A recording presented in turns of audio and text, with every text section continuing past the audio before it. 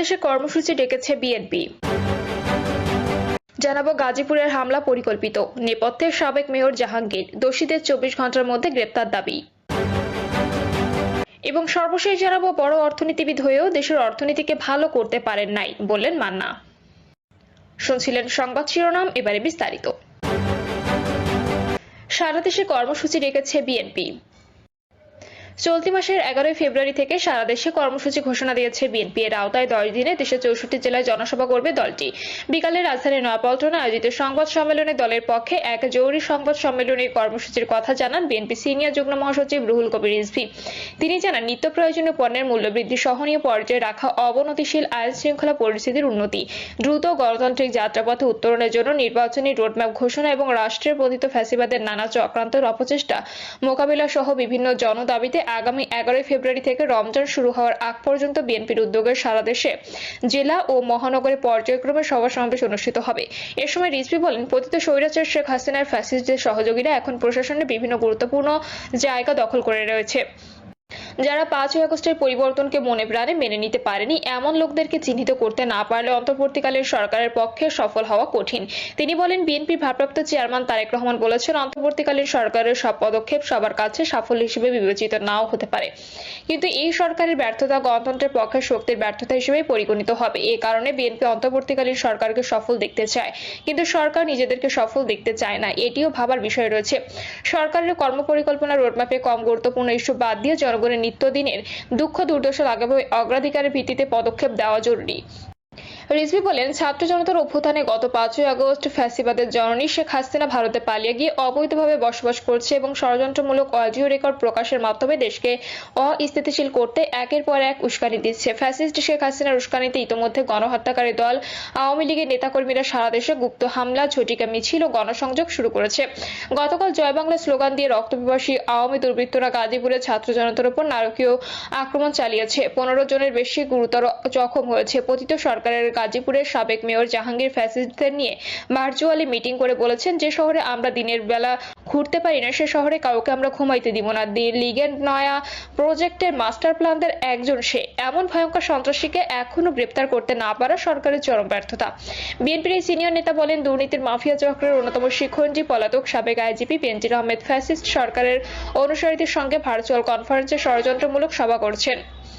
একটি সভায় অংশ নিয়ে তিনি বলেছেন, পুলিশের ও প্রশাসনের 90 ভাগই আওয়ামী লীগের সমর্থক এবং তাদের সঙ্গে সার্বক্ষণিক যোগাযোগ রয়েছে।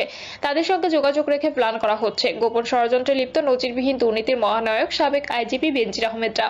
বেনজির আহমেদের রাষ্ট্রের বিরুদ্ধে গোপনীয় ষড়যন্ত্রমূলক কর্মকাণ্ডের খবর প্রকাশ্যে আসার পরও প্রশাসন নির্বিকার। বেনজির আহমেদের সঙ্গে ফ্যাসিস্ট সরকারের অনুসারীদের ভার্চুয়াল কনফারেন্সে যারা জড়িত তারা আইনের আওতার মধ্যে পড়ে। ইতোমধ্যে হাসিনার নির্দেশে গোপালগঞ্জের টুঙ্গিপাড়ায় পুলিশ সদস্যদের ওপর হামলা চালানো হয়েছে। পুলিশ সদস্যকে অবরুদ্ধ করে পুলিশের গাড়ি ভাঙচুর রয়েছে আওয়ামী দুর্বৃত্তরা।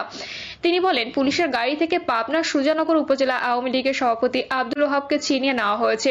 সারা দেশে আওয়ামী লীগের সন্ত্রাসীরা সন্ত্রাস চালিয়ে যাচ্ছে। গত 8 আগস্ট ক্ষমতা গ্রহণের পর থেকে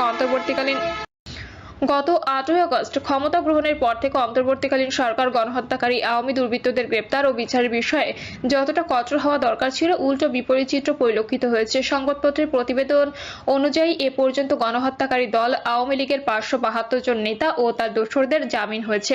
ব্যবসায়ীকে অপহরণ করে ডিবি অফিসে নিয়ে 6 কোটি টাকা চাঁদা আদায় চেষ্টার মামলায় গ্রেপ্তারের 3 দিনেই জামিনে মুক্ত হয়েছেন সাবেক ডিবি প্রধান, হারুনের সিন্ডিকেটের প্রধান, এসএস গ্রুপের ব্যবস্থাপনা পরিচালক আবু সাদেক।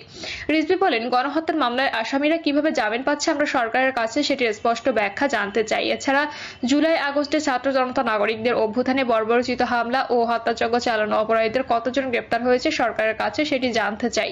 সহস্রাধিক মানুষ হত্যা, হাজার হাজার পঙ্গু ও আহত হওয়ায় এ বর্বরোচিত ঘটনা এবং ইতিহাসের জঘন্যতম গণহত্যার সঠিক বিচার না হলে বাংলাদেশের ভবিষ্যৎ হয়ে পড়বে অনিশ্চিত। আইনের শাসন ও ন্যায় বিচার প্রতিষ্ঠার লক্ষ্যে এই গণহত্যার বিচার হতে হবে, কিন্তু আসামিদের গ্রেপ্তার, জেলে ও দেশের বাইরে রেখে ন্যায় বিচার প্রতিষ্ঠা করা সম্ভবপর নয়। সচিবালয়ে গিজগিজ করছে স্বৈরাচার শেখ হাসিনার প্রেতাত্মারা। পুলিশ প্রশাসন, আদালতে তারাই সবকিছু করেছে। অবিলম্বে ফ্যাসিস্টদের সহযোগীদের বিরুদ্ধে কঠোর ব্যবস্থা গ্রহণ করতে না পারলে আবারও হাসিনা দোসরদের পরাস্ত করা কঠিন হবে। গাজীপুরের হামলা পরিকল্পিত, নেপথ্যে সাবেক মেয়র জাহাঙ্গীর, দোষীদের 24 ঘন্টার মধ্যে গ্রেপ্তার দাবি। বৈষম্য বিরোধী ছাত্র আন্দোলন কেন্দ্রীয় কমিটির সদস্য সচিব আরিফ সোহেল বলেছেন, গাজীপুরে শিক্ষার্থীদের উপর হামলার ঘটনায় জড়িতদের 24 ঘন্টার মধ্যে গ্রেপ্তার করতে হবে। ছাত্র জনতার উপর হামলাকারী আওয়ামী ফ্যাসিস্টরা এখনো বিরাজমান আছে, আমাদেরকে সতর্ক থাকতে হবে। রামদানিয়ে ছাত্র জনতার উপর হামলা ছিল পরিকল্পিত। গাজীপুর সিটি কর্পোরেশনের সাবেক মেয়র জাহাঙ্গীরের লোকজন এই হামলা করেছে বলে অভিযোগ হয়েছে। গাজীপুরের রাজবাড়ী মাঠে সর্বদলীয় বিক্ষোভ সমাবেশে এসব কথা বলেন আরিফ সোহেল সহ অন্যরা। এতে অংশ নিয়ে জাতীয় নাগরিক কমিটি গাজীপুর জেলা শাখার আহ্বায়ক আলী নাসির খান বলেছেন, রক্তের বদলা রক্ত নয়, ফ্যাসিস্ট খুনি স্বৈরাচার আওয়ামী লীগকে নিষিদ্ধের মাধ্যমে করতে হবে। নেতাকর্মীরা আরো বলেন, গতরাতে আওয়ামী দস্যুরা পরিকল্পিতভাবে ছাত্রদের ফাঁদে ফেলে হামলা করেছে।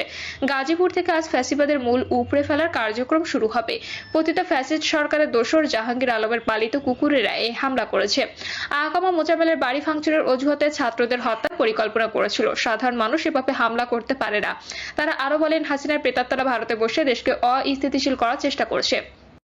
তাদের সব ধরনের ষড়যন্ত্র ঐক্যবদ্ধভাবে প্রতিহত করতে হবে। বক্তারা অভিযোগ করেন, গতকালের হামলার সময় প্রশাসনের পক্ষ থেকে কোনো সহযোগিতা করা হয়নি।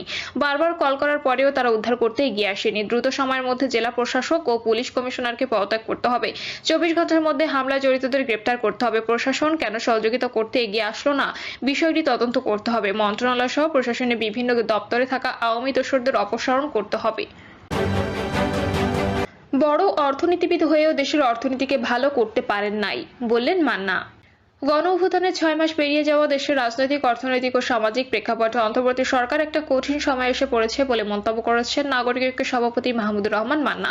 তিনি বলেন, অন্তর্বর্তী সরকার একটা কঠিন সময় এসে পড়েছে, এটা তো সত্যি। উনি দেশের অর্থনীতির অবস্থা ভালো করতে পারেন নাই। এত বড় অর্থনীতিবিদ, জিনিসপত্রের দাম কমাতে পারেন নাই, ইনভেস্টমেন্ট বাড়েনি, ইনকাম রেট বাড়েনি, দেশের আইন শৃঙ্খলা পরিস্থিতি দুর্বল। মান্না এ সময় আশঙ্কা প্রকাশ করে বলেন, দ্রব্যমূল্য বৃদ্ধির প্রতিবাদে মানুষ যদি রাস্তায় নামে তাহলে এই সরকার কি তা থামাতে পারবে? কোনো একটি রাজনৈতিক দল যদি তা সমর্থন করে হরতাল ডাকে, তা মোকাবেলা করার জন্য কি পুলিশ নামবে? সরকার তো দুর্বল। এরকম সরকার দিয়ে তো দীর্ঘদিন ভালো শাসন চালাতে পারবেন না। যখন তখন সেটা ভেঙে যেতে পারে। একই সঙ্গে অন্তর্বর্তী সরকারকে সমর্থন জুগিয়ে যাওয়া যৌক্তিকতা তুলে ধরে মান্না বলেন, আমরা সরকারের সমালোচনা করি কিন্তু কাঠগড়ায় তুলি না। আমরা জানি এই সরকার পরাজিত হলে আমরাও পরাজিত হব। অন্তর্বর্তী সরকারের 15টি সংস্কার কমিশনের মধ্যে 6টি রিপোর্ট জমার বিষয়ে মান্না বলেন, এরপরের মূল কথা কি? 6টা সংস্কার কমিশনের মধ্যে কমন কতগুলো কথা পাওয়া যায়, আলোচনা করে কতগুলোতে ঐক্যমত্য করা যায়, তার উপর নির্ভর করতে সংস্কারের সফলতা। সংস্কার প্রস্তাবনা নিয়ে বিভিন্ন রাজনৈতিক দল দ্বিমত পোষণ করেছেন। এমন পরিস্থিতিতে মান্না তার নিজস্ব ভাবনার কথা প্রকাশ করে বলেন, সংস্কারের উপর রাগঢাক করে লাভ নেই। সংস্কার ভালো জিনিস, সংস্কার করার ব্যাপারে সমগ্র জাতি এখন ঐক্যবদ্ধ। তিনি বলেন, প্রশ্নটা হলো সংস্কারটা কতখানি লাগবে। তবে ইউনূস সাহেব বলেছেন, সংস্কারের প্রশ্নে কোনো বিষয় ন্যূনতম যে ঐক্যমত্য হবে সরকার ততটুকু সংস্কার করবে। কোনো সংস্কার তিনি চাপিয়ে দেবেন না, এটাই ভাবনার ব্যাপার।